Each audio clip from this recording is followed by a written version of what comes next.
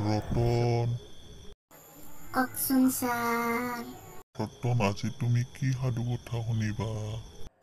বাঘ আৰু ভালুকৰ সাধু কথাকে শুনাকচোন ছাৰ, আজি মোৰ শুনিব মন গৈছে। এখন হাবিত বাঘ আৰু ভালুক দুজনে বহুত ভাল বন্ধু আছিল আৰু সিহঁত দুজনে ফুৰিবলৈ গৈছিল। ফুৰিবলৈ গৈ থাকোঁতে হঠাৎ বাঘটোৱে ভালুকটোক এৰি আনফালে গ'ল। সি গমেই নাপাল ভালুকটো ক'ত গ'ল আৰু সি গৈয়ে থাকিল।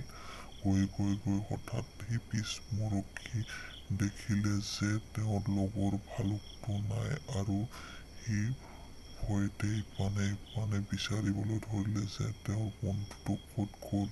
এনেকাতে সি আটা পাৰিবলৈ চিঞৰিবলৈ ধৰিলে আৰু চিঞৰি ক'তো দেখা নাপায় সি ইপানে সিপানে বিচাৰিবলৈ ধৰিলে আৰু শেষত নাপায় সি হুকহুকাই কান্দিবলৈ ধৰিলে।